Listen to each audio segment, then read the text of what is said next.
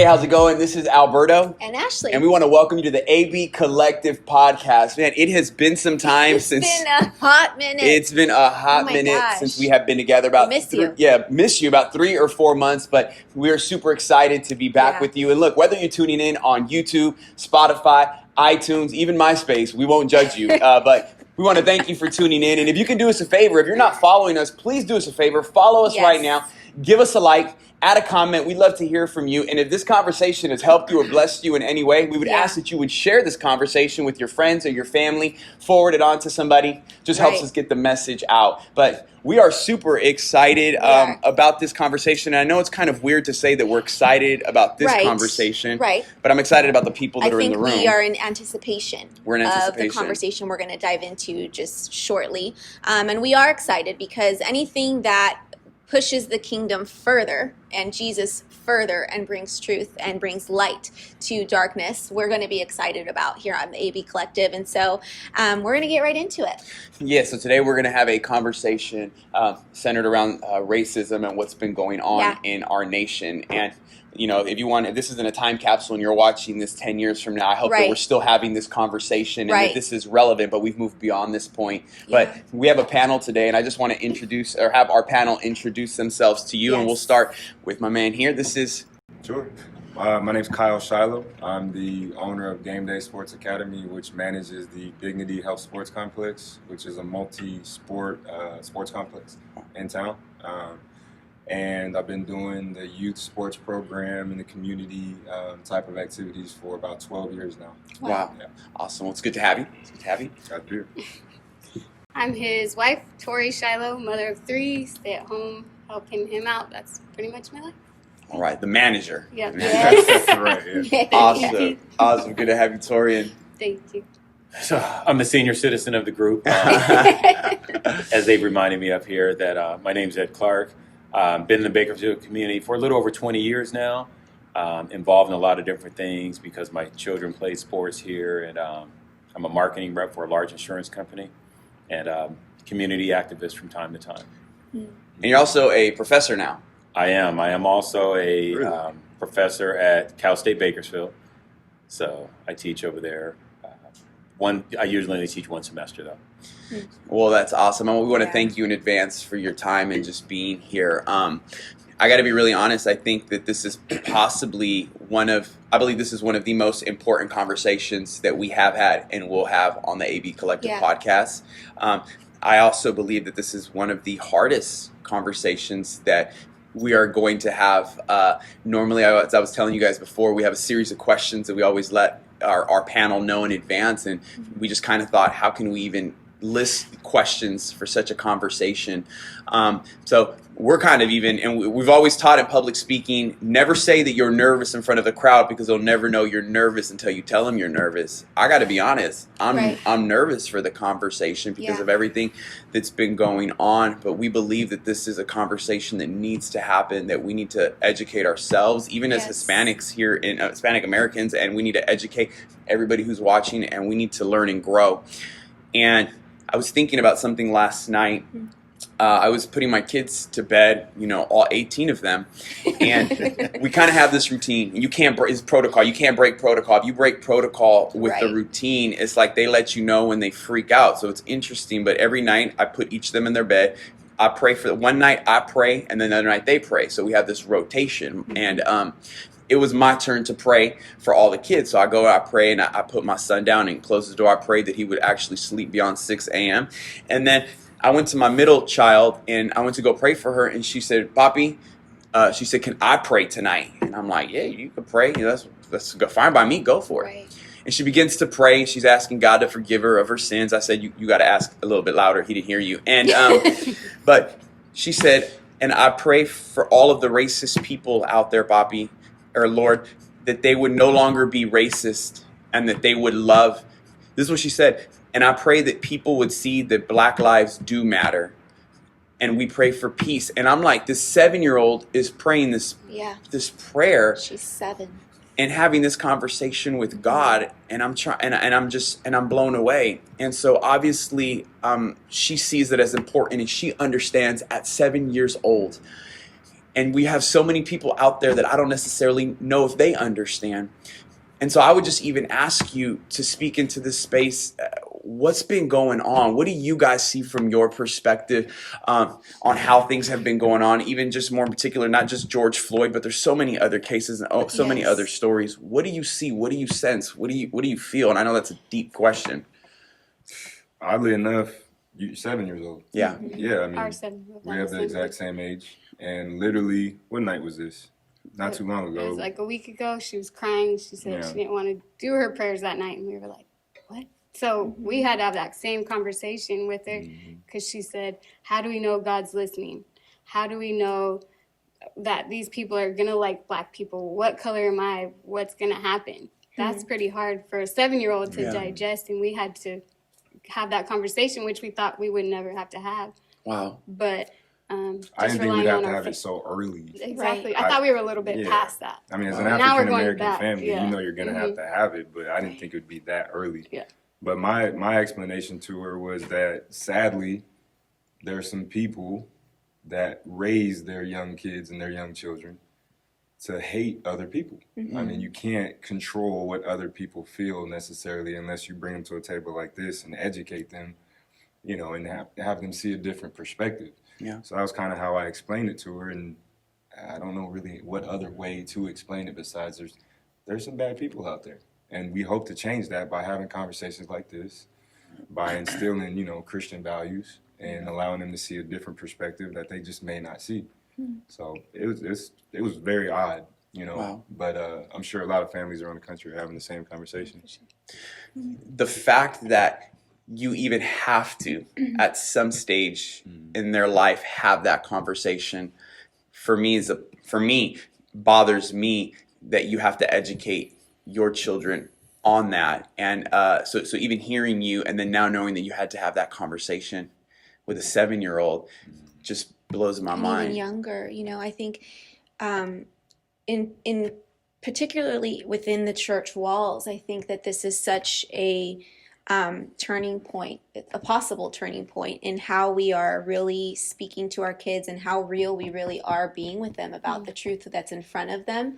But I found it interesting, what I caught out of what you said that your daughter shared was, is God listening? And I'm processing that, and I'm thinking, you know, not only is it having the conversation about race and the things that they may face growing up, but what we haven't realized, I think, as the church is that sons and daughters, their entire view and perspective of God is being completely skewed by the way that humanity reacts and responds to different races. And it is our job as the church to not only educate them, but to say, hey, this is what the word says, this is who Jesus was, and God is a God who loves unconditionally and unselfishly, no matter what color, no matter what race, no matter what ethnicity, no matter where you came from. And so we almost completely contradict the God that we present to our children, that we're trying to raise them up to love, when we do the things that are going on in front of us, when we react and when we choose to respond in a way that is hate-filled and that lacks empathy. And so that alone already has me like, okay, we need to diet. We need to go way back within these walls. We need to go way back. Well, one of the challenges that I've observed, I mean, and it's interesting you mentioned the church. I wrote something the other day that talked about the church has a role. And one of the things that I've struggled with for years, my whole life, is this. Sunday is the most segregated day of the week. Yeah. Why is that? You know, when you think about, we talk about, you know, how heaven, how it's going to be full of all types of people, how God, he loves us all the same. But yet on Sundays, you have the most segregation that you have any time of the week. You have your historically black church, you have your historically white church, all the different things. Why is that? Yeah. And then you have to ask yourself, what is being taught in those churches? Are we taught love everyone unconditionally? Or are we taught love those people until it's uncomfortable? One of the biggest obstacles that I've seen, one of the challenges we face as a nation, is that I don't believe we have as many racist people as we have not anti-racist people. Yeah. Because many of my friends, they'll say, well, I'm not a racist. It's like, I understand that, but what about your friends? And there's a difference. For you to say, I'm not a racist, that is you. But what about your friend who says something different or thinks differently? Then what do you do about that? Yeah. And I think that it starts with the education, because people, I've been doing a lot of writing for those of you who see me on Facebook, Yeah. and they know that I've been writing about things. I said, but one of the things, it's time for us to get uncomfortable. No one wants to talk about racism, right? We want to say the all lives matter versus black lives matter versus blue lives matter, because we want to sing Kumbaya and everyone wants to get along. Right? But the reality is this: even though, let's just say, out of 1 billion people in the United States, you have 0.5% of people that are racist. That's thousands of people that are causing hate. Yeah. I shared the story that a person I went to high school with called me and said, Ed, I need your help. How do I respond? I was raised as a KKK.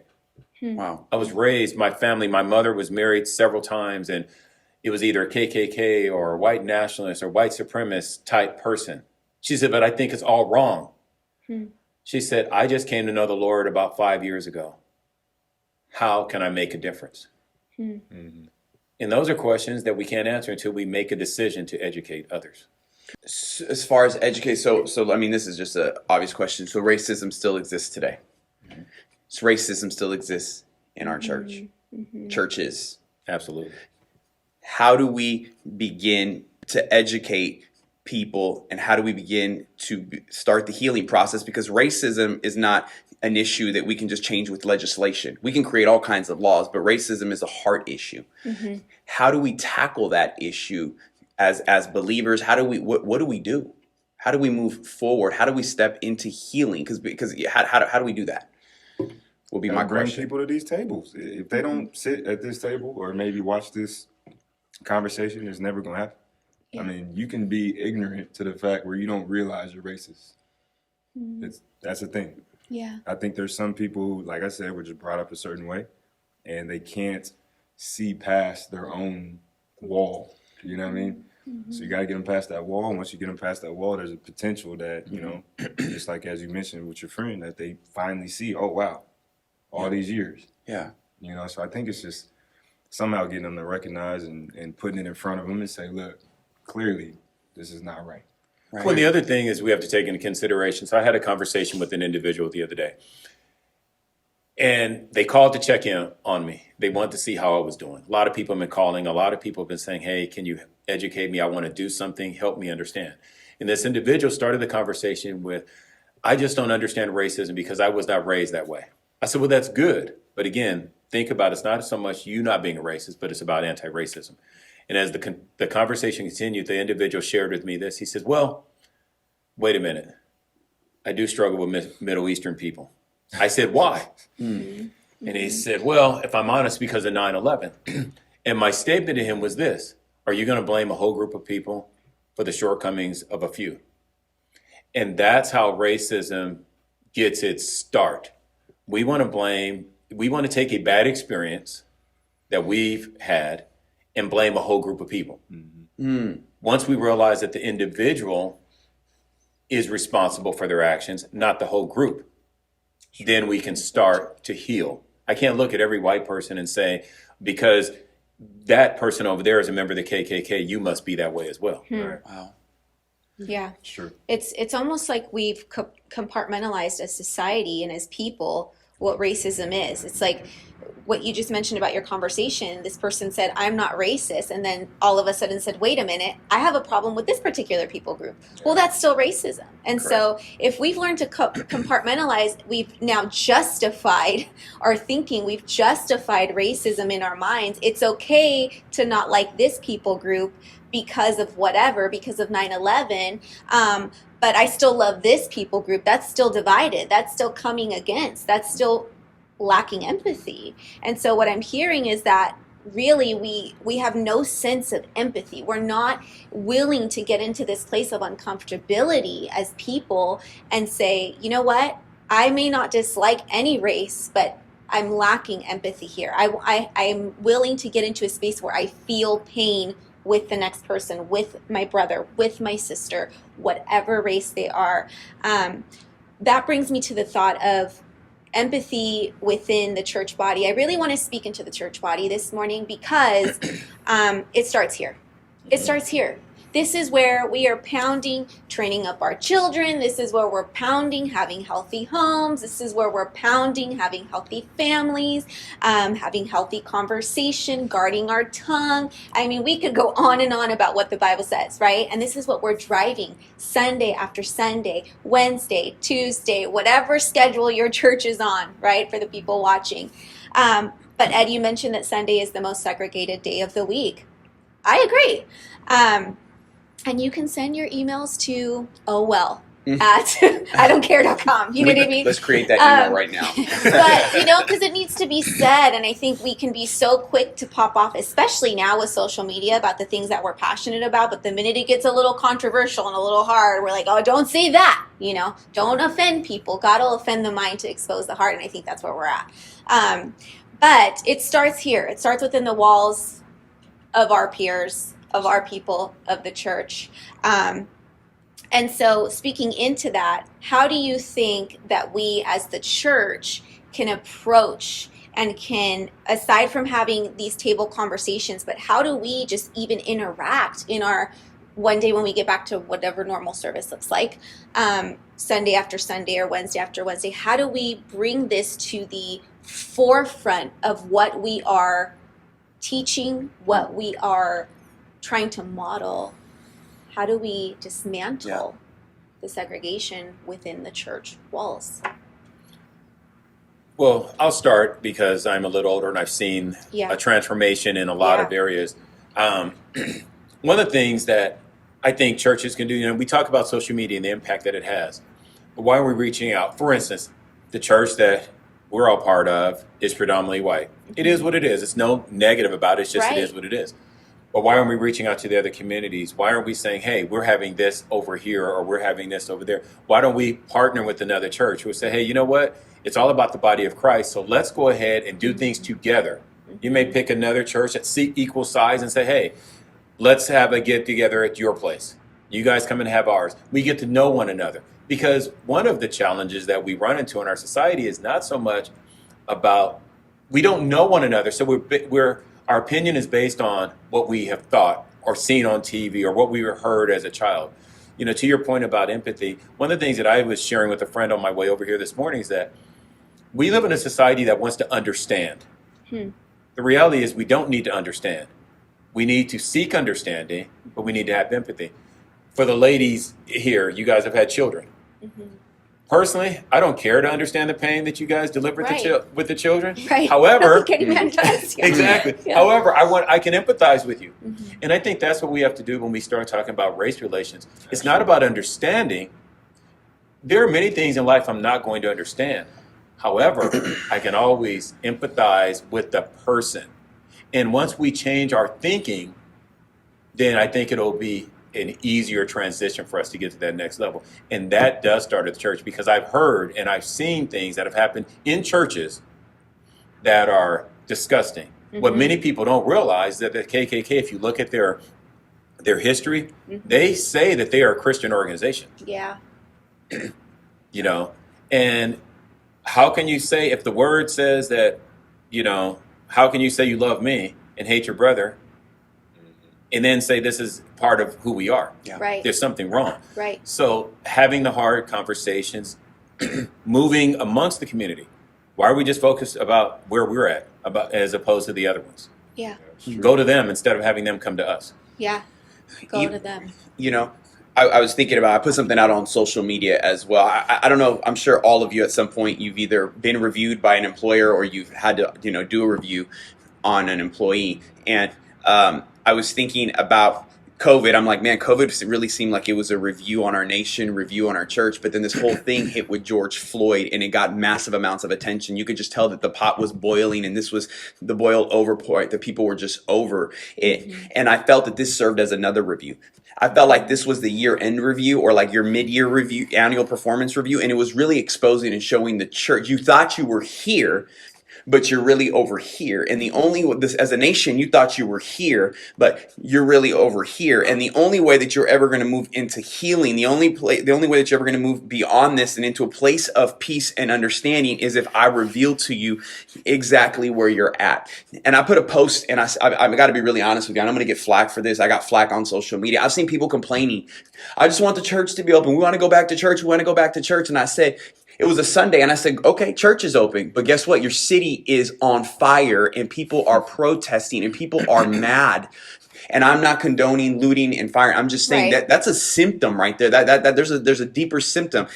And I said, what good is it if we gather together on a Sunday, but the people around us are broken and hurting and are frustrated? To me, it shows us as the church that we have a lot of work to do. I got unfollowed for that. I got blocked for that. Right. On a lot. I got subtweeted for that. And so we know that the church has a lot of work to do. What response have you seen from those that are Christian? It doesn't necessarily have to be the church, but have you gotten anyone from in the faith to reach out to you? Has there been silence? If there has been silence, how have you processed that silence? What does silence say?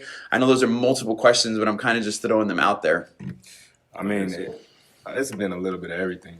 I'm not gonna lie to you. It's been all different directions that I've seen.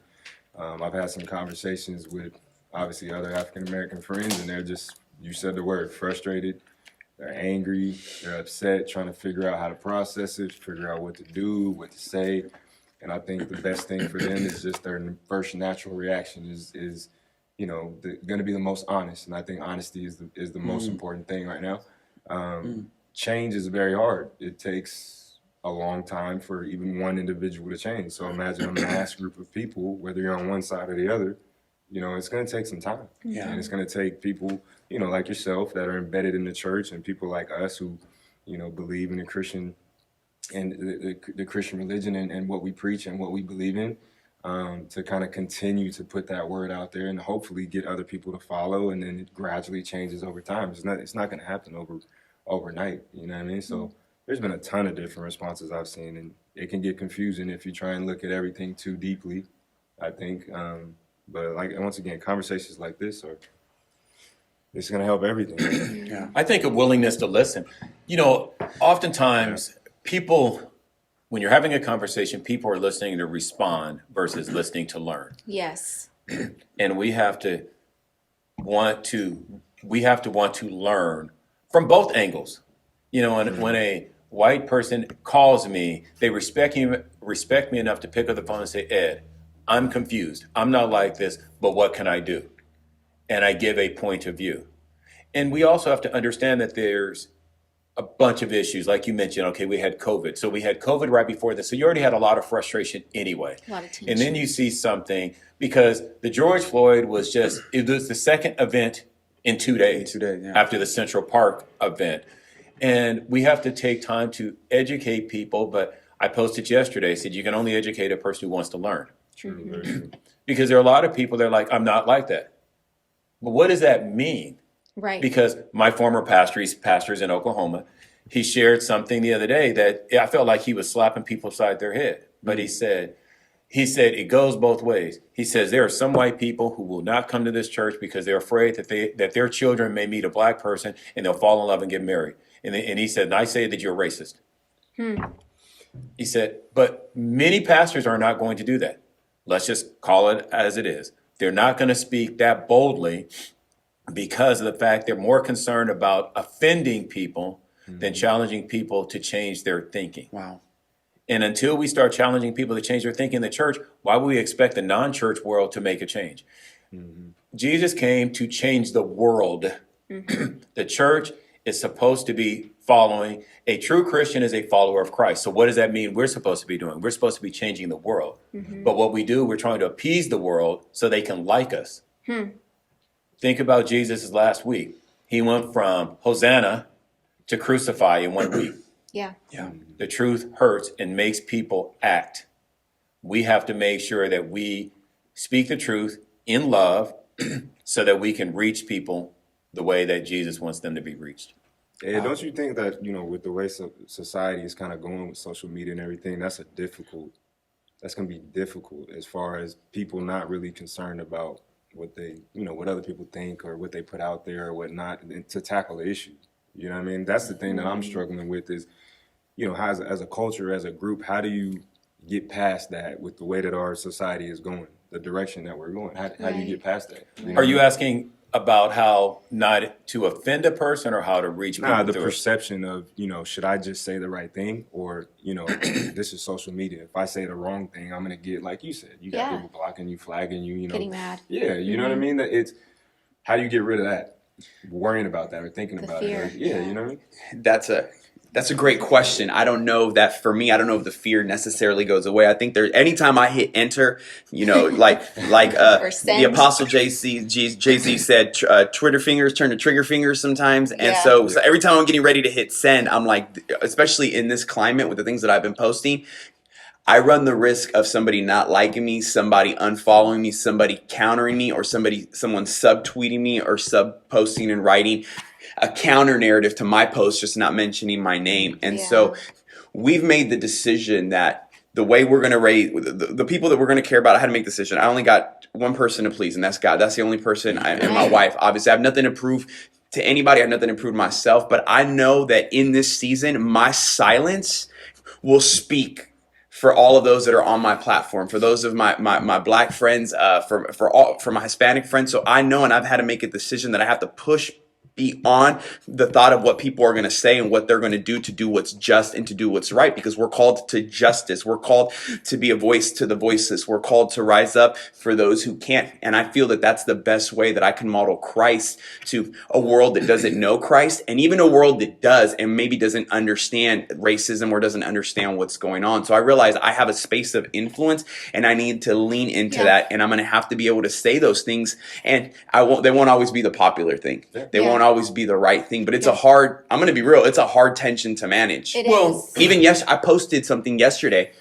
I sent it to her, and then in parentheses, or I had to put, this view is our view and nobody else's view, just to make sure that nobody's now associating my perspective with my job or her or anything after like that. people around us. Yeah, Yeah, I think that it's also the Jesus that we proclaim to follow was not liked because of the things that he did and said, and for the injustices he went after. Even the disciples, his own followers at that time, questioned him That's a great and point. who he sat with and who he had conversations with. They were like, what are you doing? And I think that's kind of where we're at as the church right now, where we're either going to continue to push past those barriers and express truth and love and express grace-filled conversation and express empathy and have those be willing and even make the sacrifice of that willingness of whatever it takes. I'm going to continue to seek justice. I'm going to continue to stand and to speak for those who cannot speak for themselves, or those who aren't being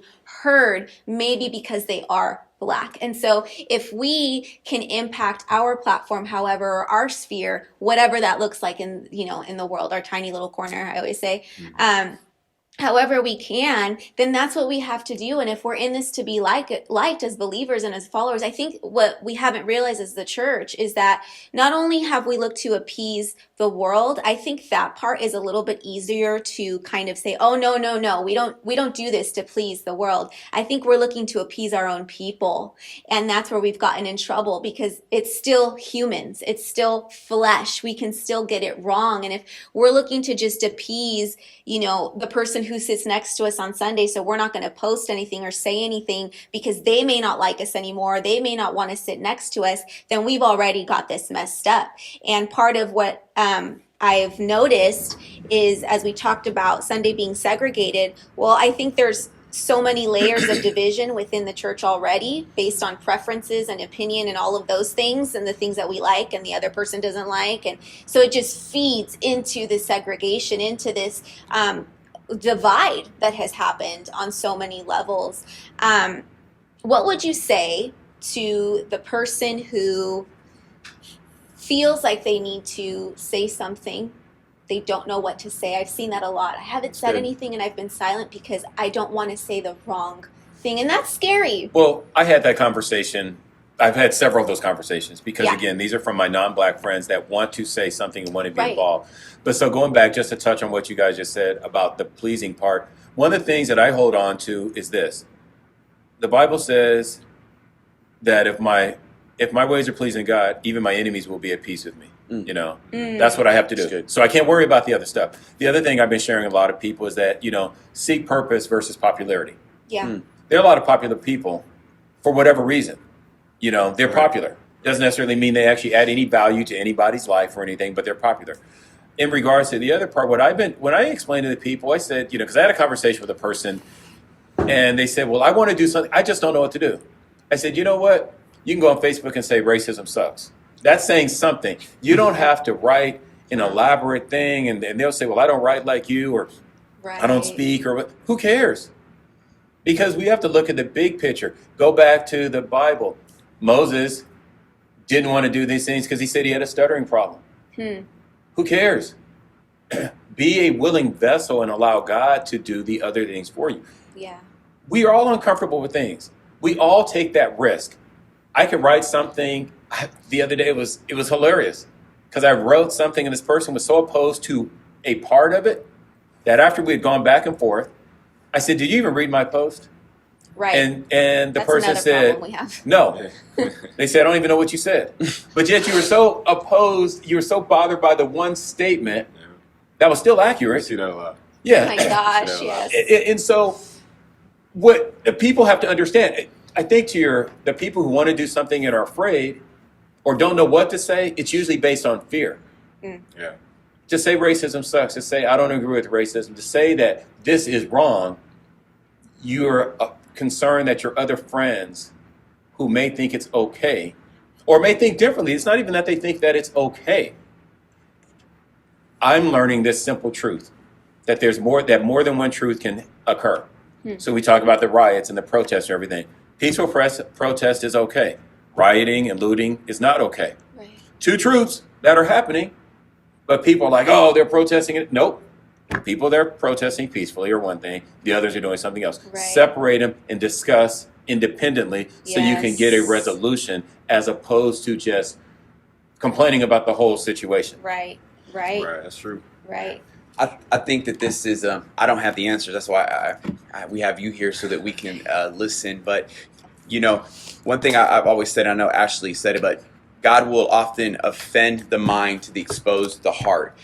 And in the things that we say, we are going to offend some people. But I believe that offense will come and needs to come for the heart to be exposed so God can begin to deal with that issue and begin to deal with that situation. And if racism is an issue that's in someone's heart, maybe this is the way that it's being exposed. Well, I didn't know I was a racist until I started, you know, your friend said, until I started thinking about this whole situation. But I believe, and stop me if I'm wrong, I'm looking at the amount of people that are rising up and protesting. And I'm seeing a lot of them are white, Hispanic. It's not just the black community. And I'm seeing a lot of young people rise up for this cause of justice. Generation Z, I'm also seeing millennial generation. They're going out and they're protesting.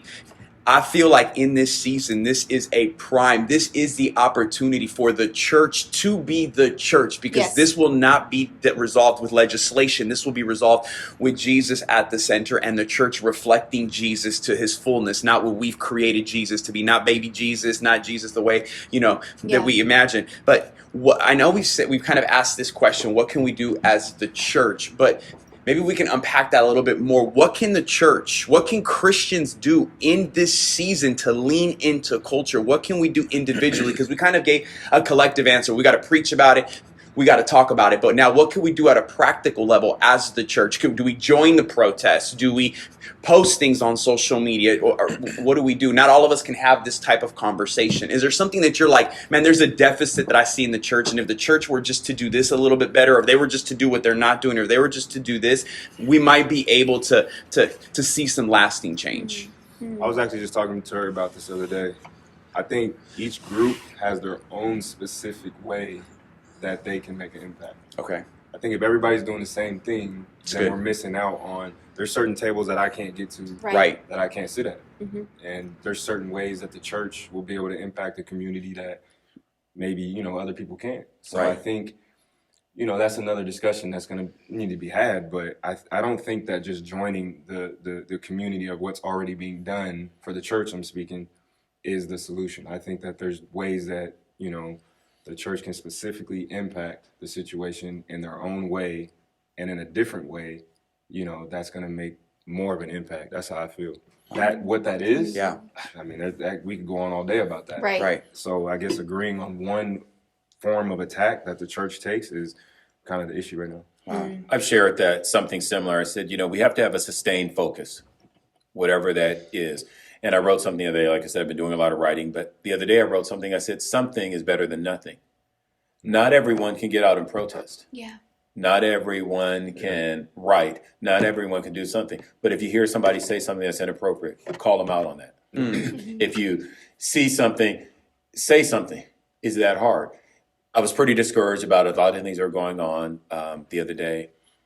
And the thing that encouraged me was thinking about my family and my grandfather, who saw one of his friends. They were truck drivers together, who left the pack, because back then in Texas in the South, they were told stay together.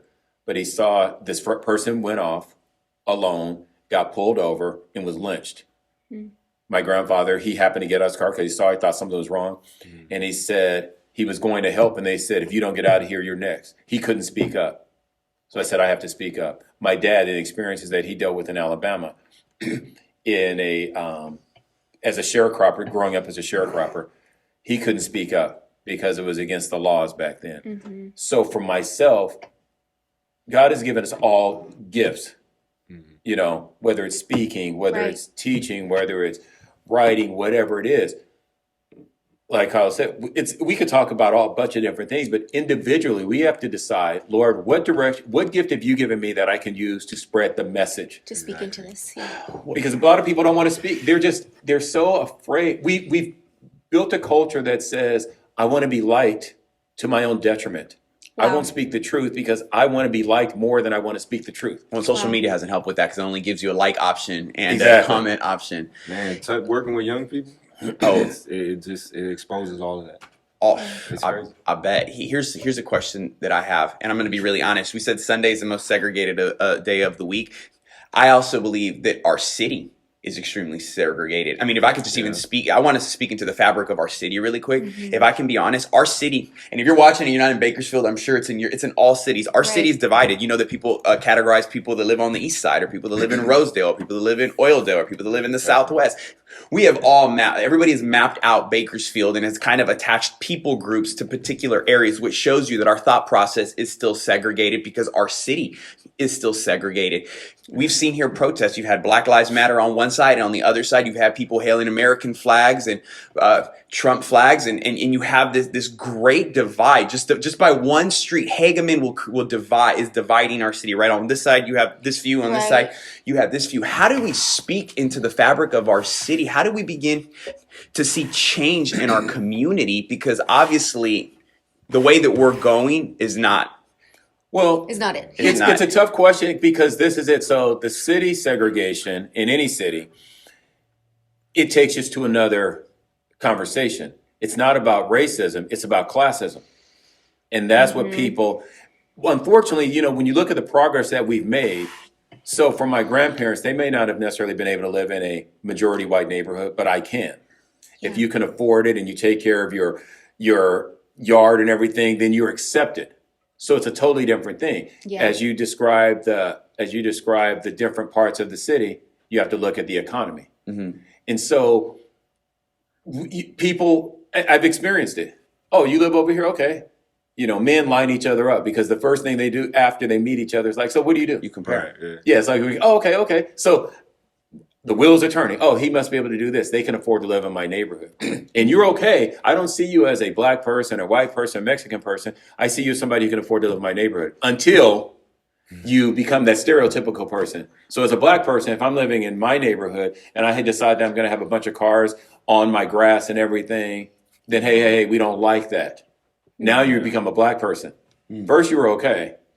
Now you've changed. The narrative has changed. So it went from the socioeconomic side, to the race side, because the behavior changed. Right. The stereotype has now been Wow. fulfilled. And one of the things I've always told my children, I said, I don't care what anyone says about you. I don't care what anyone says anything about you that's negative. Just don't prove them right. Wow. Wow. I think for me, I've had to be the mixed race my whole entire life. So I've had to fight battles that you might not have to fight, like, or you guys, like, I had to be both. Like, if I was in the white neighborhood, they were looking at me like, what are you doing here? Yeah. You're black. Or you're not black enough to sit at this table. So that's where I had to just be me and rely on my faith, and just, that's what I do. So I think getting our faith out there might help the church in some kind of way to bring everybody together, because that's what I have to rely on, is just to get by on a day to day. Yeah, Like 'cause my both parents sides had are to, mixed with- like my parents had to fight a battle that I didn't have to tough. fight to be together What to attention. create me. Yeah. So that in itself was like, oh, I'm gonna be somebody. I'm gonna do something. I gotta do better. Yeah. Sure. That's an important space to speak in. Obviously, that what would you say to encourage somebody that's the younger version of you? That's Well, the her younger birthday's version- tomorrow. You know, she's Oh my only gosh. she's gonna be 22, so that's why I say Yeah. younger. 34? No. I'm trying, like, when I was younger, I was super shy. I wouldn't speak upon anything. I would just sit. Like, so for me, I would look back and be like, just be you, believe in yourself, and just say what you got to say. Take that leap. Yeah. Yeah. Because I had to move across the world with him to become what I am today. Yeah. Another So, thing. Yeah, we've when seen I- all cultures, we've seen all backgrounds, so our perception of all this is just way different. Yes. I've had Muslim teammates, I've Right. had Serbian teammates, I've had just across the board. Yeah. So we've experienced, like my teammate, we were just talking today, my teammate, his wife had the whole get up. Right. They're Muslim. Wow. Yeah. She so couldn't even come out the house. So No. when they It's left crazy. on a road trip, he would say, "Hey, can you maybe take care of my wife because she can't do what you could do?" So then I'd have to think like, I've been there, like not to the extent where she's at, but I got to be there for this person. You know? You know what? On that note, Wow. so you're saying there's always someone who has it worse off. There's always someone who's facing a difficulty, a challenge, a darkness, even when it comes to this conversation that we're leaning into, that may have it worse. And that is where we have not opened up our perspective enough and gotten out of our bubble enough as people and out of our comfort zone enough to step into the world and to the lives of others to the extent where we realize, hey, I may face racism on a daily basis. I may be judged by the way that I look, but there is always someone right next to me who is facing even greater pain, even greater challenge just to function in society. That, to me, that's wild, because we grew up in extreme diversity, but even within the Latin community, there's racism, and so if I'm going to be very honest, growing up Cuban,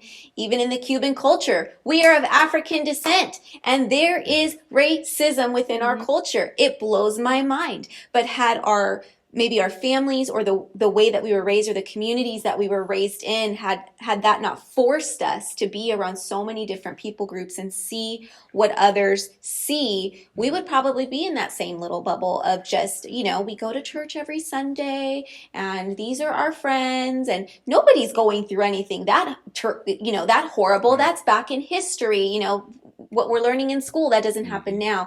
And the reality is, your grandfather is not that many generations removed. Your father is not that many generations removed. And so it's still very real. See, that's why it is important that, just like she said, you take that leap, because everybody doesn't share the same experiences. If you put everybody's experiences, positive experiences together, then you may come up with a solution. Wow. You know what I mean? So no one has had my experience traveling across the world, seeing all these cultures, seeing racism in different, aspects in different ways. Wow. And they don't have my perception. So if I don't speak and share that, then how do we all come together and start to realize and broaden our mind frame and see things in a different way? It doesn't happen. You know what I mean? And we also have to realize that change occurs. I was sharing with people that when I went to high school, I went from, you talk about a culture shift, I went to an all-black elementary school, 1st grade through 6th grade, all black. I mean, the only non-black people were the teachers there. And then I go to the other side of town, the so-called better part of town. And in 7th grade, they're chasing the blacks off campus. In 8th grade, I have a teacher say, your people aren't smart enough to be in my class. Fortunately, I started playing sports, so that was kind of unifier because generally speaking, your teammates tend to be supportive of you. I mean, you always have some. Yeah. You know, I had a person, I was in a swimming class, they're like, this kid's calling me the N-word and all these other things. I bring it to the teacher. He said, well, I don't want any of you people here. So you don't have any protection. So you have to Right. figure out Wow. how to adjust. You have to learn to be a chameleon to be able to succeed against all odds.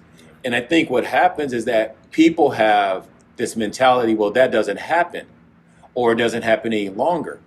But they don't understand that, you know, like Tori shared, it happens in other countries. There are always things that are happening, but we have to be open-minded enough to listen. Again, we have to seek understanding so that we can try to understand. We may not fully understand what this person, what your teammate's wife is dealing with, Right. but I can say, wow, okay, that's different, and accept it and move on and figure out a way to Exactly. support it versus just saying, oh, no, that doesn't happen and stay in my bubble. Exactly. And it starts in our homes. I think, unfortunately, you know, when you think about so many things that happen, racism, I've said it often, racism is taught, not caught. Yeah. Everyone, they We're look not at born babies, that you way. put them together, they're all good. Yeah. But it's taught. And as a result of it being taught, we have to unteach it. Yeah. In the church, we cannot say that it's okay to be a racist. I'm going to hear anybody say, if you think it's okay to be a racist, you are not a Christian, according to what the word says. Right. People might not like that, Right. but that's what the word says. I can only Right. speak what it says. Right. Yeah. Yeah. I know our time is coming up short, and I think we need to have multiple conversations. I actually see you guys individually having conversations in your spaces of influence and leading this even in a greater way outside of this. But you kind of just got me thinking on this, is that I did ask the question, what can the church do? But you said something that's obvious, and it just really hit me, but it starts at home. Yeah. So we could put a pressure on the church, and there does need to be a pressure. But at the end of the day, the pressure should be at home. What are you instilling into your children? But think about what you said about the church earlier, about your post, about the church, that people are broken. The church is not the building. It's the people. It's the people, and the people need to preach it. If the people are preaching at home, Yeah. And live it. If they're living Yep, it out. Live it at home. The church is not the building. yeah, It's not the the church is building. not the building. Yeah. That's a good one. It's a facility that we gather in. Right. We But come it's together. at home that if these, I mean, you guys talked about, you know, your kids, and my kids are older and going through their own, you know, Right. things. But when your child is wanting to pray against racism and your child is talking about racism at 7 years old, But why? they didn't even see color until they saw this. Like, Never. Exactly. We never Right. taught them like, oh, you can't play with this kid or you can't play with that Yeah, kid. we've never done the same. Yeah, we've never done So- that either. Then they see it on social media, like people don't like black people. Or Like they what hear- what I is think, you gonna know, they happen? just Yeah, hear I don't know where they're whispers getting of it. it, Well, you know what I mean? oh, Like, right gosh. now they're getting it They off the connect TV. and all that. anything. You know, Yeah. I was thinking about this morning. Our oldest daughter, when she was 5, she was in kindergarten, had just started I was school. like, I was going to share that story. She had You just got- started school. We were in LA and she was in public school, and we just were so excited for her. And she came home so distraught one day, and we were like, "Oh gosh, what did a kid do to you?" You know, that's your first thought. Mhm, Who is it? Yeah. Let me And go beat him up. Yeah. Show up at that school. I've gotten better. I as was a ready. I was father. parked outside. And so, parenting is hard enough, and parenting in this time Oh, yeah. and space is crazy. Anyway, she was 5, and they were learning about Martin Luther King. It was February. It's Black Okay. History Month. I will never forget this. And so she had done a whole lesson on Martin Luther King, you know, at a kindergarten level. So probably lots of pictures, things that connect more phonetically with them and things like that. Anyway, she came home distraught because I accidentally packed her a peanut butter sandwich And at in a- LA, you can't do at that. a You don't do peanut-free peanut butter. school, okay? Yeah, peanut free schools We've in got LA. allergies, Oh, yeah. peanut Yeah. allergies, and it's very serious in the public school system in Los Angeles. And so, and I understand, but I didn't know at the time. She's my first kid in school, right? And so I packed it for her and didn't think anything of it. And she came home distraught about this sandwich. And when we sat down and talked to her, she said, you know, because I was eating a peanut butter sandwich, I had to sit at a different table all by myself. And she just, I might get emotional.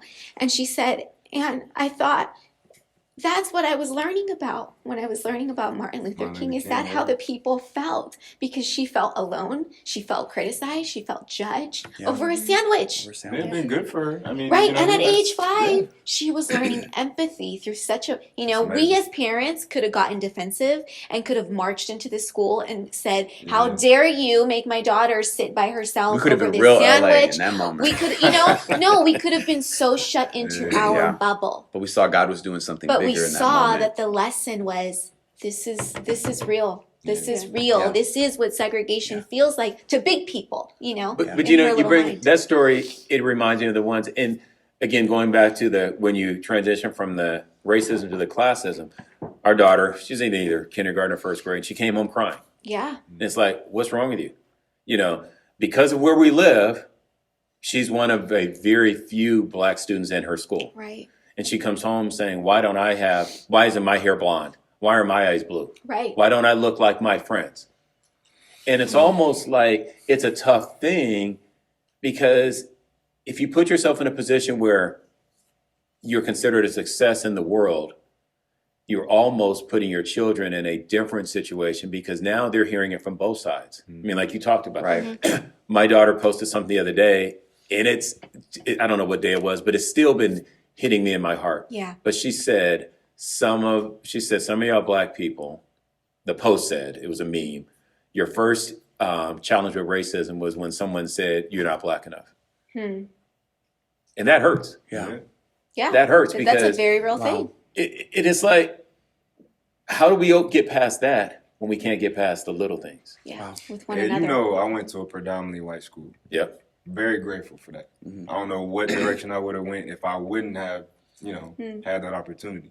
Hmm. But Black History Month This is the worst. and MLK talk, Mhm. and I'm in the back of Everybody's I'm looking in the at middle of the class, I'm looking like, and I go home and I gotta process that in my head, like, why am I feeling like this? Yeah, You know, and I'm everyone's staring at I'm you. a popular athlete. Like I know they all, they all root for me. They all, Mhm. and then I think they understand, but do you really know in that moment is Yeah. what I'm feeling? You know what I mean? So exactly like what your daughter Yeah, it felt. starts in school, starts at Yeah, I'm in that every day. Wow. But at the same time, I got to play, both sides. And my perception is different just because I've been in a whole bunch of different circles and all that Yes. type of stuff. So I can see things in a different way. Somebody that only grew up in the hood probably doesn't see things the way that I see it. So racism to them is an extreme, and it's anger and it's Yes. frustration. And on my half, it's like an understanding and trying to educate and Wow. teach. And, Right. and Wow. so Yeah. it's That's very One of my bosses all called me. experiences. Who's from another country, and she said all this stuff is new. Wow. She doesn't understand because all this stuff is new. Hmm. And I share with her at my job. Okay, so first of all, you have to look at the industry and you have to break it down. And I've always been, for lack of a better word, the outlier, Mhm. and it bothers me. Mm. Not so much because I'm the outlier, but because people don't necessarily give an opportunity. But I shared with her because she called me yesterday and she wanted to have a conversation. She said, "How are you doing?" And she's my friend on Facebook. And I usually don't allow management people to be my friend on Facebook just because of the, in the event I happen to say something wrong. I'm pretty careful about the things I say. But I shared with her, I said, let me just give you both sides to what you just said. Mm. At my job is a great company. They've treated me very, very well. However, I told her, I said, this is the thing. When I go to meetings, I'm tired of being alone. We've shrunk, but I said, I'm tired of being alone. Mm. And it's not their fault per se, but like Kyle's description, you go there and we had a new person. She's in a different position, but she was at our meeting and she comes to me on the side. She said, "Ed, where's all the black people?" I said, "You're looking at it." And it's not a knock against the industry, but the point is that I have to be able to be a chameleon. And then is there a certain amount of weight that's associated with it? I've won numerous awards. I mean, like I said, they treated me well. But is there a certain amount of pressure that comes from being one of a few? Yeah. The reality is it is. Yeah. Because if I screw up, those people who only know me, I went way back in the day when I was working at State Farm, my old admin told me, and she didn't mean it negatively. She's a few years older than me, I think 12, 13 years older than me. And we actually went to the same high school. Mhm. And she shared with me, "You're the first real black person I've ever met." Wow. Because the high school we went to at that time was 85, 90% white. Right. So she Right. when she went there, it was like probably 95% white. Right. We're working together, and after we got to know one another, she says that you're the first real black person that I've ever met. Wow. Crazy. Again, but even in the church or no matter where it is, it's about starting. It starts at home. You want to raise your kids to be successful enough, or however you see it, to be in a position where they can make change when they get older. That's good. No matter if it's in the church, in the corporate world, whatever. Doesn't matter. Right. Wow. I know we're over on time, which is totally okay because this has been a great conversation.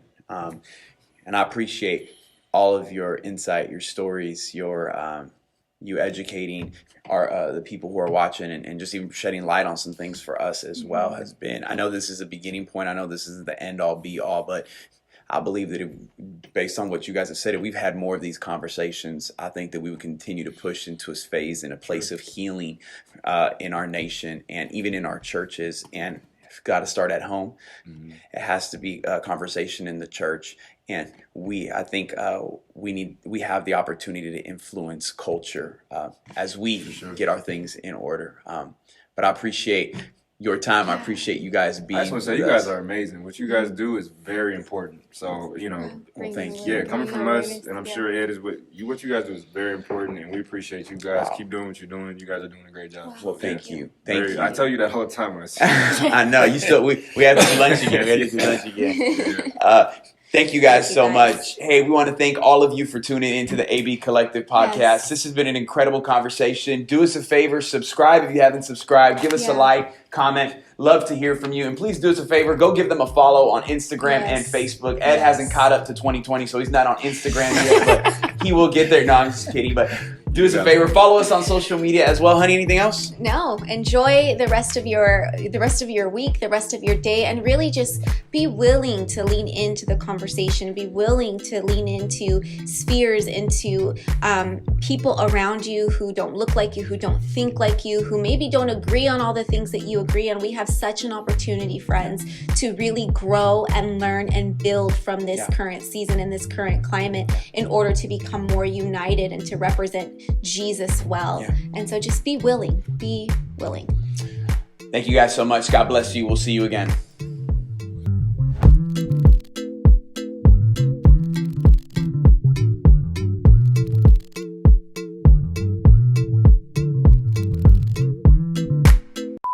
And I do have an Instagram. Thank you very I much. know.